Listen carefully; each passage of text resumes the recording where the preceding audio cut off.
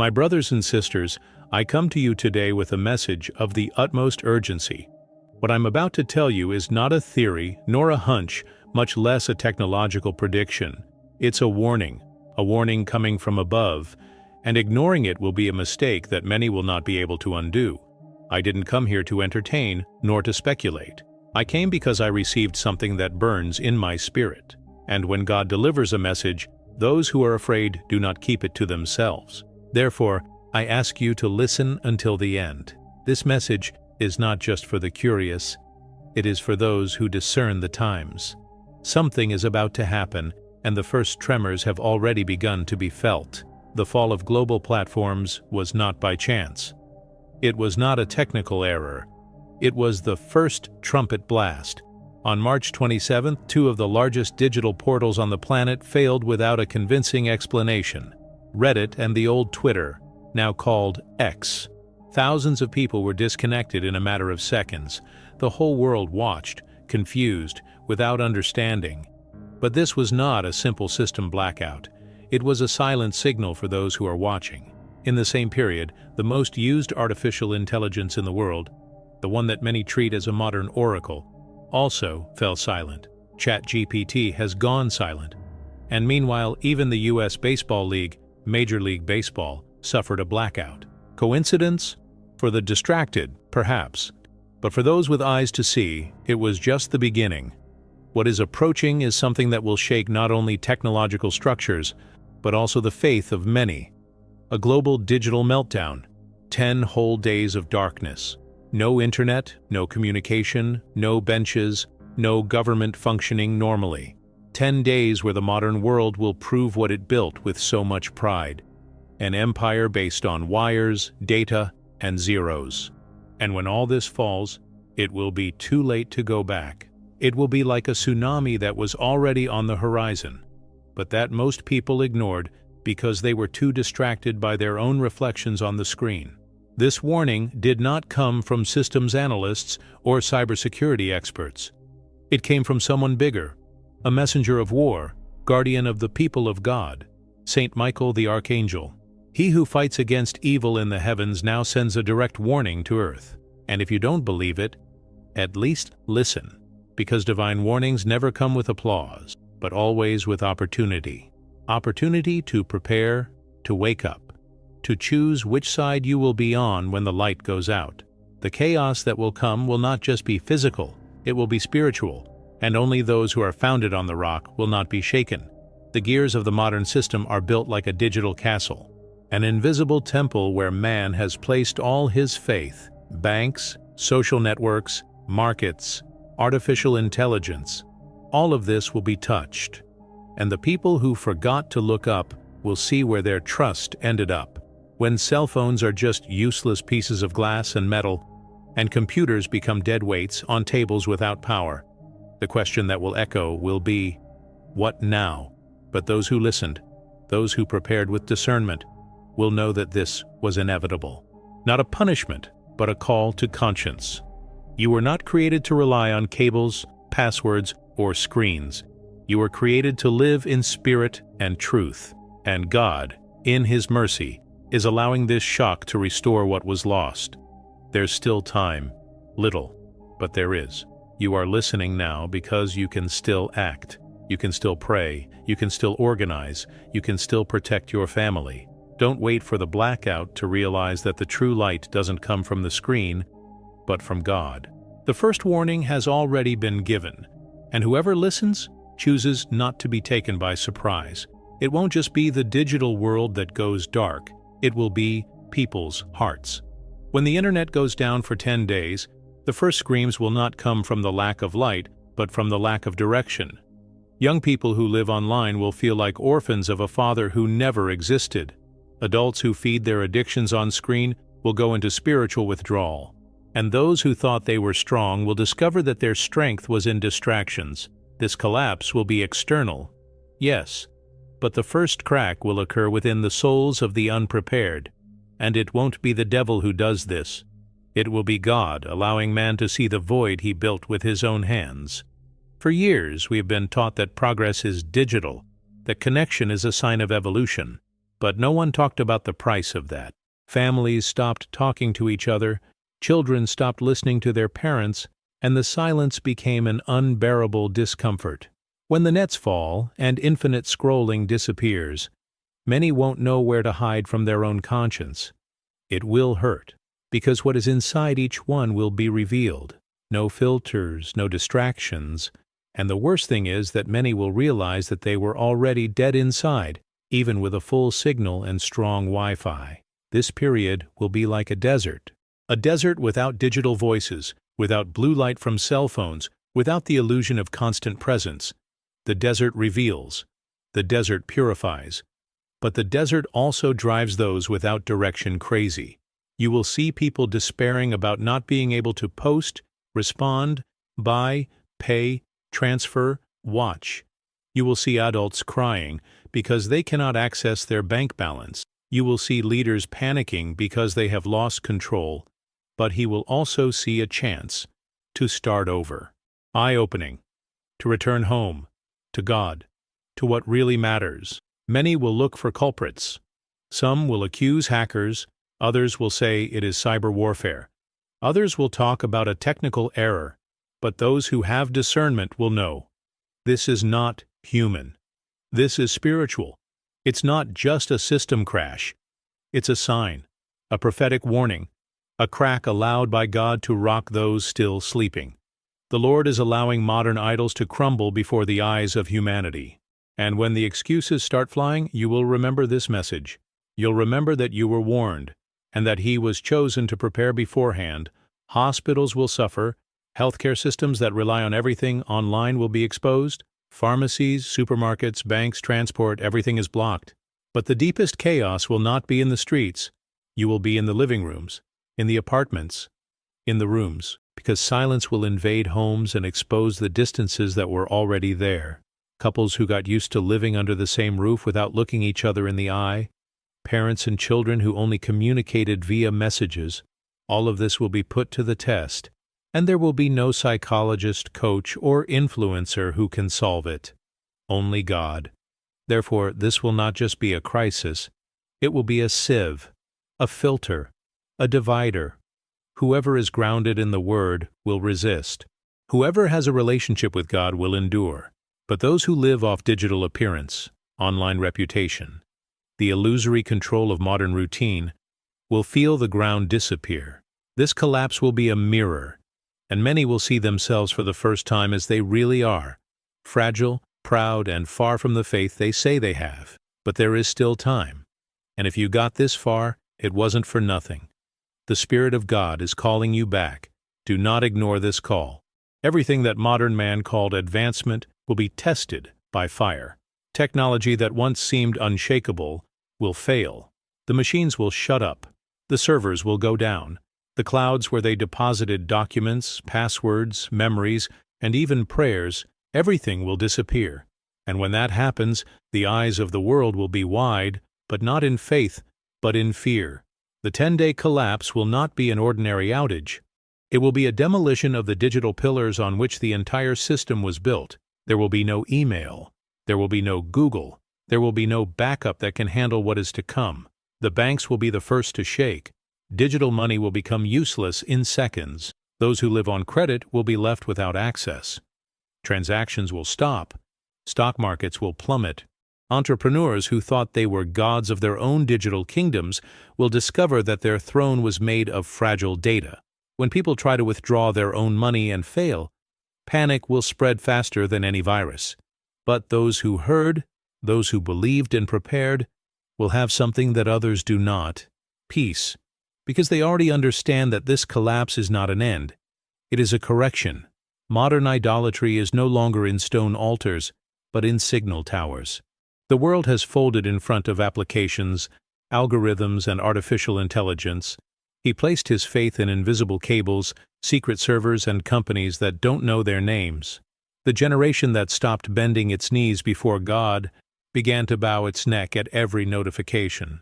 And now the Lord is allowing all of this to fall apart, not for revenge, but for mercy, because He loves so much that He is willing to shake everything that distracts, everything that imprisons, everything that pushes away.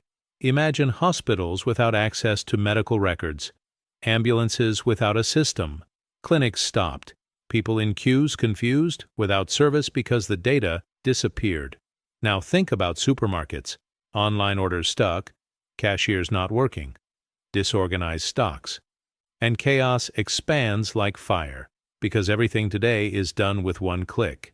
And when the click no longer works, who even knows what to do? That's the test. A test that was not designed by hackers or governments. It was released by heaven to reveal who stands firm on the rock and who built on the sand of digital control. And don't be surprised if the authorities show up saying everything is under control. They will invent names, explanations, perhaps even culprits. They will say it was a coordinated attack, which they are working to resolve.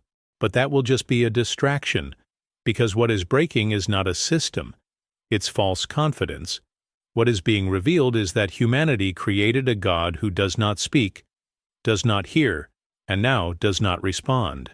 The Internet, the greatest idol of our time. And this modern God will fall with a crash. And many will see that they were never truly connected, just deluded. But there will be remnants. And you can be one of them. Because whoever understands time moves before the earthquake. This is the time to act. It's not time to panic. It's time to position yourself. With each strange news, with each system failure, understand. The sky is signaling. And if the heavens are screaming, God's children cannot nap. This is the time to wake up. Of storing what is necessary, yes, but above all, to strengthen what is eternal. Your faith, your family, His communion with the Lord. For everything that is shakeable will be shaken, and only what is eternal will remain. Modern man believes he has everything under control. You think you master time, that you know everything that happens in real time, that you will never be caught by surprise. There are apps to predict the weather, to monitor your health, to track your children, to invest money while you sleep. But none of these systems will warn you when God decides to stop everything. No notification will arrive. No alarms will go off. And when the servers go down, everyone will realize the obvious. We never had control of anything. It was just a comfortable illusion, supported by a fragile network, ready to burst. People have become accustomed to living under the protection of data, satellites, passwords, and algorithms. But they forgot that there are forces greater than technology. When collapse comes, despair will come with it. Many will rush to the banks, the markets, the hospitals, and find doors closed or systems down. But those who will really feel the weight of the collapse are those who place their security in invisible files and glowing screens. They will not be lost due to lack of food or water. They will be lost because they no longer know how to live without the digital comfort that protected them from the real world. And this is where panic turns into chaos. Because society was not taught to wait. She was trained for instant responses, immediate solutions, immediate comfort. When all this is stripped away, what will be left will be an emotionally unprepared crowd. People who don't know how to pray, who don't know how to reflect, who have never faced silence without going crazy. And it is in this silence that God will speak to those who can still hear. A heavy, dense silence. No notifications, no short videos, no messages. Just the soul, and what it still carries inside. The families that survive this time well will not be the richest or most technological. They will be the most united. Those who still dine at the same table. Those who talk looking into each other's eyes. Those that didn't replace their presence with emojis. The collapse will reveal that the greatest treasure is not access to the bank, but access to the heart. And whoever has sown love will reap peace. But those who lived on appearances, on likes, on distractions, will see their world fall apart. Because when the scenario collapses, only those who have deep roots survive. And these roots are not digital. They are spiritual. Authorities will try to contain the panic with control. Curfews, restrictions, curfews, perhaps even military measures under the pretext of restoring order. But make no mistake, the real lack of control will not be in the streets, but in the minds. The world will find itself in a maze of uncertainty. And in this maze, Everyone will be forced to find their own center. The answer will no longer be in Google, nor in influencers, nor in political leaders. It will be about returning to the Creator, back to promises, back to the Word. Because what comes will be beyond logic. You need to decide now where you will anchor your faith, because when the lights go out and the system crashes, there will be no time to look for the Bible, to try to remember verses, to improvise fasting. Either you will be ready or you will be shocked. The world will seem to fall apart, but God will sustain His own. Those who have heard, hear. The time has come to stop depending on the system and depend on God again. The breakdown will reveal what you always had inside, and this will be more important than any technology ever created. God does not allow a shake like this without purpose. This collapse will be a calling, but not everyone will listen. Some will despair, others in denial. Many will laugh, mock, and continue saying that it is just a technical failure, a temporary problem. But those who have discernment will know. They will feel in their spirit that something greater is happening, and while the world runs after human explanations, those who know the voice of God will stop, will be silent, and will understand. This is a warning, a call to return, and whoever listens will never be the same. This time without internet will be a test to prove where our faith, our identity, our security lies. And those who are approved will not be those who stored the most things, but those who stored the most truth. They will have learned to live without relying on the constant stream of distractions. They will have learned to seek God without intermediaries. While the world is in crisis, these will be in prayer. While others freak out about not being able to access the digital world, God's children will be on their knees, accessing the throne of grace. Families will be forcibly restored. Homes that have become accustomed to uncomfortable silence will be forced to talk. The children who lived isolated in their rooms will leave. Husbands hiding behind screens will have to look their wives in the eye. Love will be proven in the absence of distractions, and many will rediscover the value of presence. The collapse will be like an earthquake that knocks down everything superficial, but preserves what is rooted in the love of Christ. And whoever takes advantage of this time to reconnect with their loved ones will come out stronger than when they entered. This will be the time to open the Bible and no longer the browser. It will be time to seek the Word instead of looking for answers in the search engine. It will be a time to fast, to pray, to sing praises without worrying about posting anything about it. The world will be silent, and in that silence God will speak. It will remind everyone that He never got out of control, that even in the dark He sees, that even without a signal He responds, that even without light He is the light. Those who trust in Him, even without understanding everything, will be sustained, because their faith will not be in servants, but in the Savior. But those who scoff at this time will miss the chance to align themselves with what God is doing. Many will spend these days as if they were just a forced vacation. They will wait for the system to return to continue with their lives the same way. And when everything returns to normal, they will also return to blindness. They will ignore the warning. They will laugh at their own anguish. They will try to forget the discomfort they felt. And they will continue as if nothing had happened. But you, who have been warned, cannot act like this. You can't go back to sleep, because the collapse was not the end. It was just the beginning. This call is for the vigilantes, for those who are not used to the comfort zone, for those who understand that when the world is silent, heaven is about to speak.